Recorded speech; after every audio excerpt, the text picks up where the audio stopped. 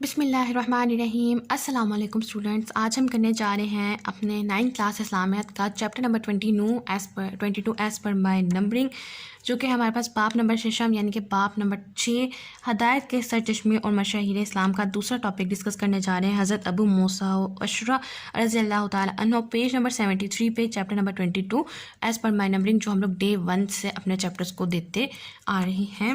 اور چلتے ہیں اپنے سبق کی طرف۔ پیج نمبر ہے ہمارے پاس 73۔ صحابہ کرام رضی اللہ تعالیٰ عنہ کو ہم لوگ ڈسکس کر رہے ہیں مشاہیر اسلام میں، اور آج جو مشہور شخصیت ہم لوگ ڈسکس کریں گے ان کا نام ہے حضرت ابو موسیٰ اشعری رضی اللہ تعالیٰ عنہ۔ اپنے اسی طریقہ کار کے مطابق سب سے پہلے ہم لوگ چیپٹر کو ریڈ آؤٹ کریں گے، اس میں کچھ امپورٹنٹ پوائنٹس دیکھیں گے جو کہ MCQs اور شارٹ پوائنٹ آف ویو سے امپورٹنٹ کنسیڈر کیے جا سکتے ہیں، اور لاسٹ میں پھر ہم ڈسکس کریں گے اپنی ایکسرسائز، جس میں اسٹارٹ سے ہمارے پاس 3 چیزیں پوچھی جا رہی تھیں، MCQ، شارٹ آنسرز اور لانگ آنسرز۔ چلیں اسٹارٹ کرتے ہیں سب سے پہلے اپنی ریڈنگ سے، اور اس میں دیکھتے ہیں کہ ہمارے پاس MCQs اور شارٹ کے لیے کیا چیزیں امپورٹنٹ دیکھی جا سکتی ہیں۔ آپ رضی اللہ تعالیٰ عنہ کا نام عبداللہ اور کنیت ابو موسیٰ تھی۔ تو یہ فرسٹ لائن یہ ہمارے پاس MCQ بن گئی، ان کا نام عبداللہ اور کنیت کیا تھی؟ ابو موسیٰ۔ آپ کے والد کا نام قیس، یہ بھی MCQ ہے کہ آپ کے والد کا نام کیا تھا؟ قیس، اور والدہ کا نام طیبہ تھا، تو یہ دونوں چیزیں بھی ہمارے پاس MCQs میں آ سکتی ہیں۔ حضرت ابو موسیٰ یمن کے رہنے والے تھے، یہ بھی MCQ آ گیا کہ حضرت ابو موسیٰ کہاں کے رہنے والے تھے؟ یمن کے رہنے والے تھے۔ آپ کا تعلق یمن کے مشہور قبیلہ اشر سے تھا، کہاں رہتے تھے؟ یمن میں، اور قبیلے کا تعلق کہاں سے تھا؟ اشر قبیلے سے تعلق تھا، اسی وجہ سے آپ اشری مشہور ہوئے۔ تو ان کے نام کے آگے جو اشری لگا ہے وہ اسی وجہ سے لگا ہے کہ وہ مشہور قبیلہ اشر سے ان کا تعلق تھا۔ حضرت ابو موسیٰ کی والدہ آپ کی دعوت پر اسلام لائی اور مدینہ منورہ میں وفات پائی۔ نیکسٹ آ جاتا ہے ہمارے پاس قبول اسلام۔ مکہ مکرمہ میں اسلام کا سورج طلوع ہونے کی خبر سن کر حضرت ابو موسیٰ اشعری راہ حق کی تلاش کے لیے نبی کریم صلی اللہ علیہ وسلم کی خدمت میں حاضر ہوئے اور اسلام قبول کیا۔ اسلام قبول کرنے کے بعد وہ اپنے خاندان کو دعوت دینے کے لیے یمن لوٹ گئے۔ آپ کی کوششوں سے آپ کے قبیلے کے 50 افراد نے اسلام قبول کیا۔ یہ MCQ ہمارے پاس آ سکتا ہے کہ حضرت ابو موسیٰ کی اشعری کی کوششوں سے کتنے لوگوں نے اسلام قبول کیا؟ 50 لوگوں نے۔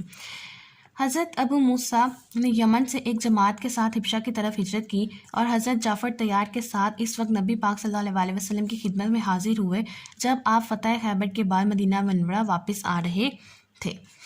نبی پاک صلی اللہ علیہ وسلم نے یمن پر حضرت ابو موسیٰ اور حضرت معاذ بن جبل کو عامل مقرر کرتے ہوئے ارشاد فرمایا۔ تو یہ بھی MCQ میں کنسیڈر کیا جا سکتا ہے کہ کس کو یمن میں عامل مقرر کیا گیا؟ تو حضرت ابو موسیٰ اور حضرت معاذ بن جبل کو آپ صلی اللہ علیہ وسلم نے انہیں عامل مقرر کیا تھا۔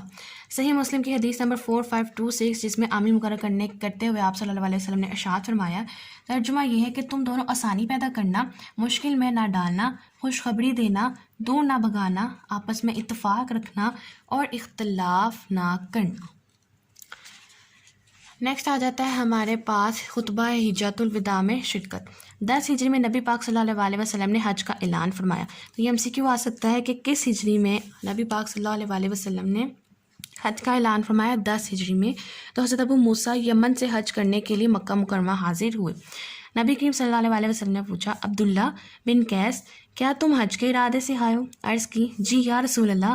نبی کریم صلی اللہ علیہ وسلم نے فرمایا، نیت کیا تھی؟ انہوں نے جواب دیا، جو رسول اللہ صلی اللہ علیہ وسلم کی نیت ہے وہی میری نیت ہے۔ ارشاد فرمایا، قربانی ساتھ لائے ہو؟ عرض کی، نہیں۔ حکم ہوا، تم طواف اور سعی کر کے احرام کھول دو۔ تو یہ بھی MCQs کے لیے شارٹ کے لیے امپورٹنٹ پوچھا جا سکتا ہے کہ جب حضرت ابو موسیٰ حج کرنے کے لیے آئے تھے تو انہیں کیا ارشاد فرمایا گیا کہ طواف کرو اور سعی کر کے احرام کھول دو۔ انہیں قربانی کرنے سے پہلے ان کا احرام کھلوا دیا گیا۔ نیکسٹ آ جاتا ہے ان کی کارروائی نمایاں۔ حضرت عمر فاروق نے حضرت ابو موسیٰ کو بصرہ اور کوفہ کا ولی مقرر فرمایا۔ تو یہ MCQ سے امپورٹنٹ ہے کہ حضرت عمر فاروق نے ان کو کہاں کا ولی مقرر کروایا تھا؟ بصرہ اور کوفہ کا۔ آپ نے نہاوند اور اصفہان کے علاقے فتح کر کے اسلامی سلطنت شامل کیے۔ بصرہ میں آپ نے ایک نہر تعمیر کروائی جو نہرابی موسیٰ کے نام سے مشہور ہے۔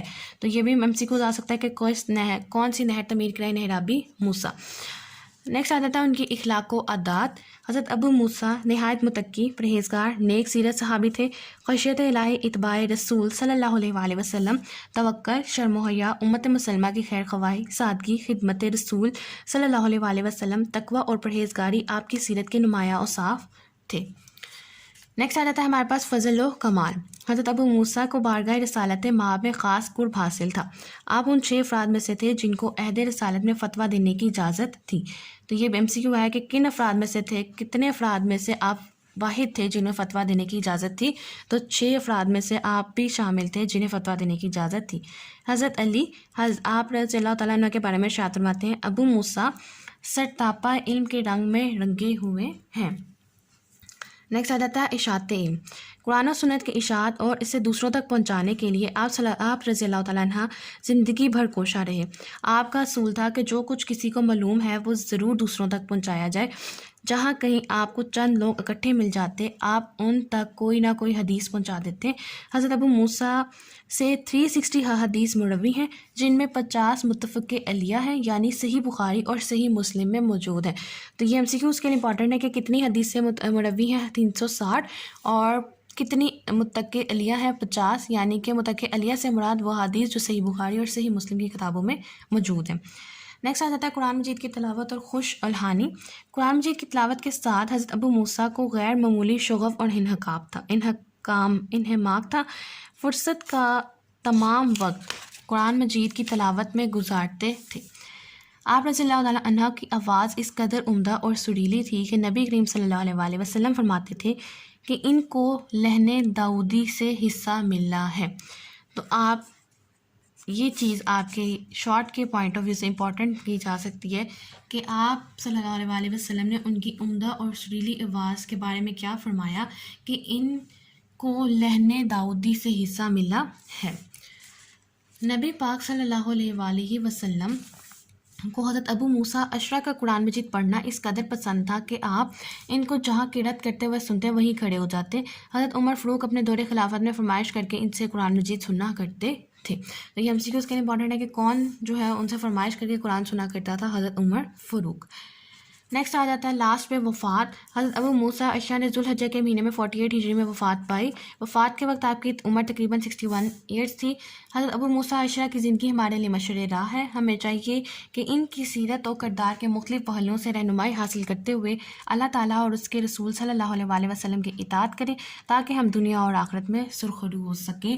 تو یہ ان کی جو وفات ہے وہ تو یہاں تک آئے گی، اور لاسٹ یہاں سے ہمارے پاس آ جاتا ہے ان کا حاصل کلام کہ اس سبق کو پڑھ کے ہم کیا کنکلوڈ کر سکتے ہیں، کیا کنکلوژن نکال سکتے ہیں.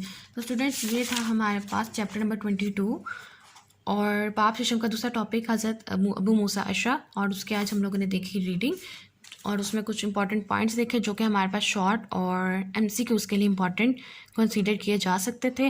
اور مجھے امید ہے کہ آپ کو آج کا لیکچر جو ہے وہ سمجھ آ گیا ہوگا. ان کیس اگر آپ کا کوئی کویشچن ہے، کوئی کوائری ہے جو ابھی تک کلیئر نہیں ہوئی تو آپ مجھ سے پوچھ سکتے ہیں. اور لاسٹ میں میری آپ سب سے صرف ایک ریکویسٹ ہے، کائنڈلی پلیز چینل کو سبسکرائب کر کے سپورٹ کیجیے، ویڈیو کو لائک کیجیے اور اپنے فرینڈس کے ساتھ ضرور شیئر کیجیے. Thank you.